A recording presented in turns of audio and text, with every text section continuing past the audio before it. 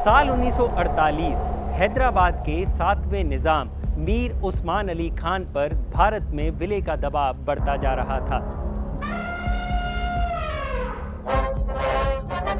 जूनागढ़ और कश्मीर की रियासत पहले ही भारत में अपना विलय कर चुकी थी। अब बची थी तो सिर्फ हैदराबाद रियासत। निजाम और उनके वित्त मंत्री मोइन नवाज जंग को धीरे धीरे ये समझ आ चुका था कि अब किसी भी वक्त निजाम के शासन का अंत हो सकता है।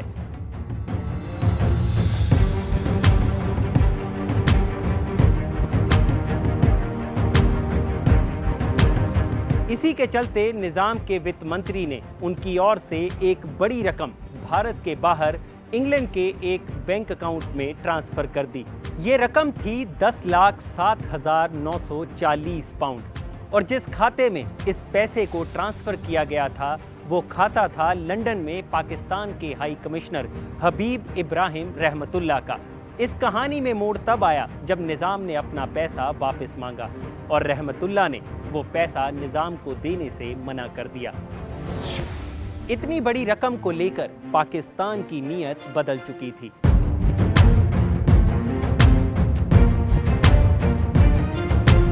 इस पैसे को लेकर पिछले 71 साल से भारत सरकार, निजाम के वंशजों और पाकिस्तान के बीच जद्दोजहद चल रही है और इसी दौरान इस पैसे पर बैंक का ब्याज बढ़ता रहा और आज इस पैसे की वैल्यू है 350 लाख पाउंड। लेकिन वो क्या कारण थे जो निजाम के वित्त मंत्री ने इतनी बड़ी रकम पाकिस्तान के हाई कमिश्नर के खाते में रखवा दी और कैसे दुनिया के सबसे अमीर व्यक्ति रहे निजाम के वंशज इस रकम को पाने की जद्दोजहद कर रहे हैं। नमस्कार, मैं हूं भूपेंद्र सोनी और आज हम किस्सा आज तक पर सुनाएंगे आपको किस्सा हैदराबाद के निजाम की अपार दौलत का।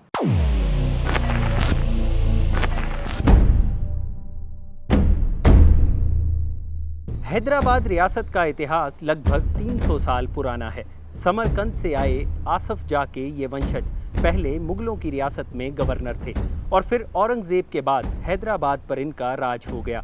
उस्मान अली खान इसी रियासत के 7वें निजाम थे जिन्होंने साल 1911 में हैदराबाद रियासत की सत्ता संभाली थी। कहा जाता है कि किसी वक्त निजाम के पास 400 टन सोने का भंडार था, यानी 4 लाख किलोग्राम सोना। निजाम के इस खजाने का किस्सा फेमस हिस्टोरियन विलियम डलरिम्पल ने द गार्जियन को दिए इंटरव्यू में बयां किया है। विलियम बताते हैं कि आज़ादी से पहले हैदराबाद में काम करने वाली आयरिस पोर्टल ने उन्हें बताया कि वहां काम करते करते उनकी दोस्ती निजाम की बहू प्रिंसेस नीलोफर से हो गई थी। एक दिन प्रिंसेस उन्हें निजाम का दौलत खाना दिखाने ले गई, जो वहीं किसी महल के नीचे गुप्त रूप से बनाया गया था। ये एक तरह का तहखाना था जहां कई ट्रक खड़े थे। जब प्रिंसेस नीलोफर ने एक ट्रक पर से तिरपाल हटाई तो उसकी आंखें फटी की फटी रह गई। वो ट्रक सोने चांदी और हीरे जवाहरातों से लदे पड़े थे। असल में निजाम को राजद्रोह या भारत सरकार के हमले का डर था, जिसके चलते पहले ही वो दौलत ट्रकों में भरकर रखी गई थी कि अगर जरूरत पड़े तो जल्द से जल्द उस खजाने को शिफ्ट किया जा सके। इसी अपार दौलत के चलते साल 1937 में टाइम मैगजीन ने हैदराबाद के निजाम को दुनिया का सबसे अमीर शख्स बताया था।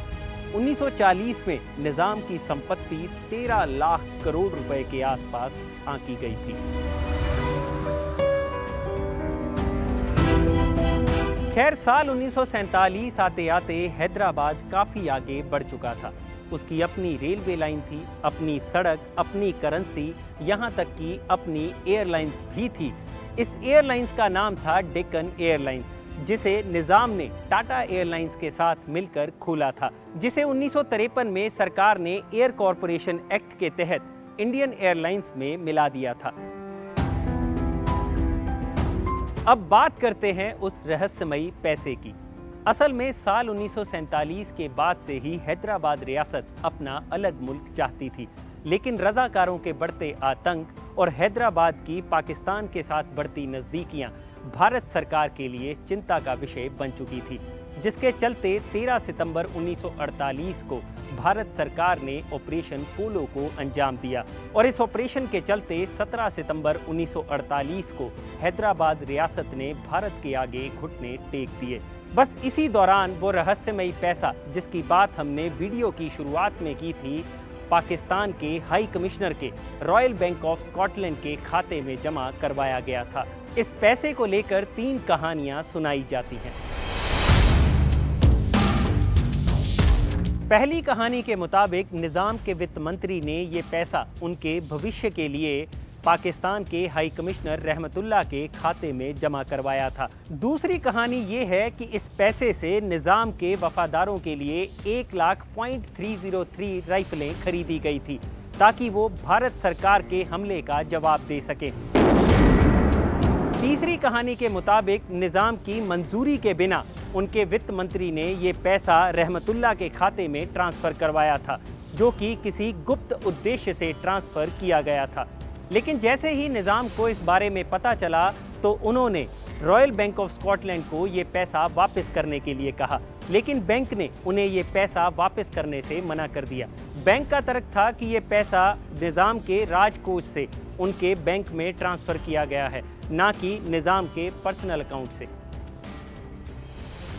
इस पैसे को वापस पाने के लिए 1954 में निजाम ने पाकिस्तान के साथ कानूनी जंग छेड़ दी।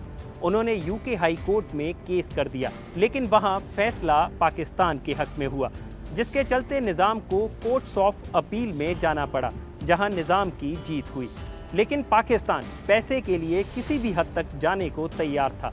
पाकिस्तान ने यूके के supreme court House of Lords में मामले को खींचा, जहां कोर्ट ने पैसे को फैसला आने तक सीज कर दिया और निजाम के जीते जी इस मामले का फैसला कभी नहीं हो पाया। मरने से पहले निजाम ने अपने पोतों मुकर्रम जाह और मुफक्कम जाह को अपनी संपत्ति का उत्तराधिकारी बनाया और 50 के करीब ट्रस्ट बनाए ताकि निजाम वंश के भविष्य को संवारा जा सके।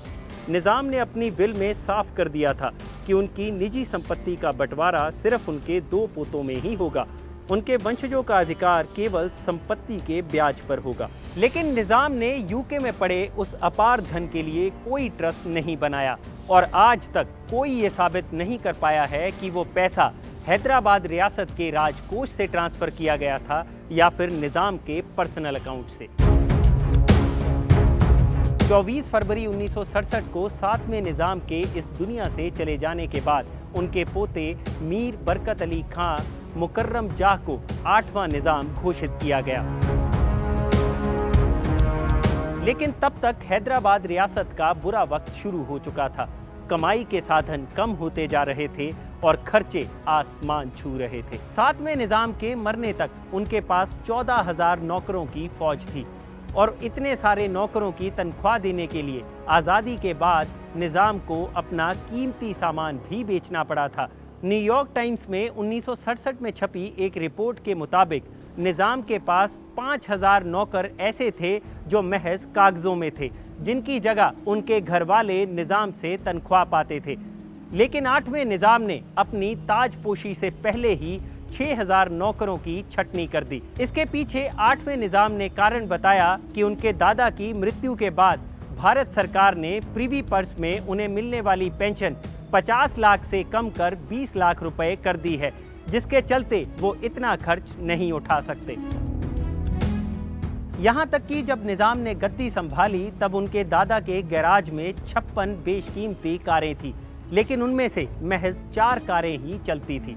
खैर, इसके कुछ ही वक्त बाद इंदिरा गांधी सरकार ने 1972 में प्रिवी पर्स की सुविधा खत्म कर दी और राजाओं को मिलने वाली पेंशन पर रोक लगा दी गई। मुकर्रम जाह पर धीरे धीरे टैक्स का बोझ बढ़ता चला गया, जिसे खत्म करने के लिए उन्हें अपनी संपत्ति तक बेचनी पड़ी। इन सभी हालातों से तंग आकर आखिर मुकर्रम जाह भारत छोड़कर ऑस्ट्रेलिया शिफ्ट हो गए। निजाम के भारत छोड़ने के बाद उनके ढहते साम्राज्य को संभालने के लिए उनकी पहली पत्नी इसरा जहां भारत में ही रुकी रहीं। लेकिन धीरे धीरे भारत में निजाम वंश की प्रॉपर्टी पर ताला लगना शुरू हो गया और बाकी बची प्रॉपर्टी पर लोगों ने कब्जा करना शुरू कर दिया।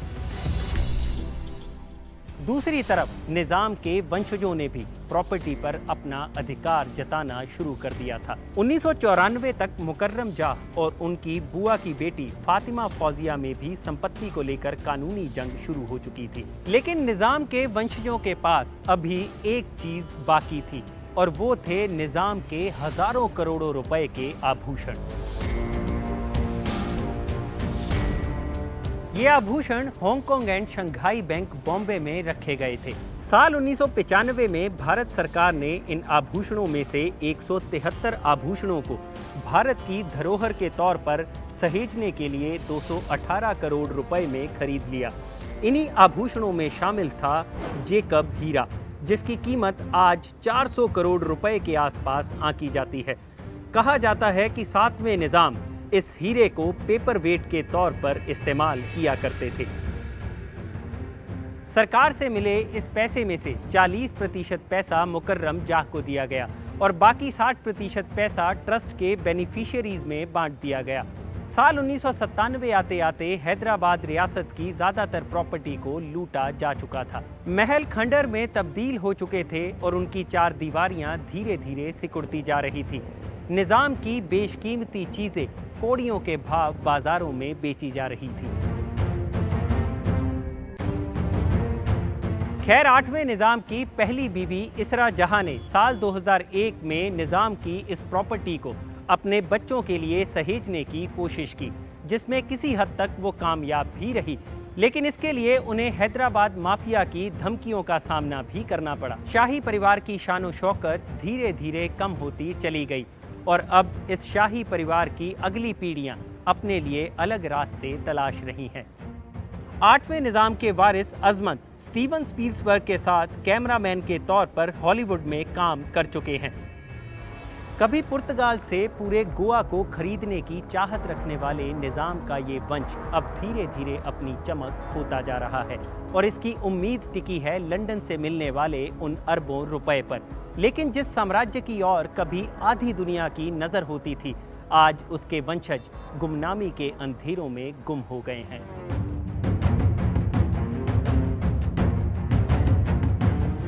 तो ये था हमारा हैदराबाद की रियासत से जुड़ा किस्सा। अगर आपको ये किस्सा पसंद आया हो तो इसे लाइक, शेयर और कमेंट करना मत भूलिएगा। और हाँ, जानकारी से भरे ऐसे ही और वीडियोस देखने के लिए आप YouTube पर सर्च कर सकते हैं हमारा शो किस्सा आज तक।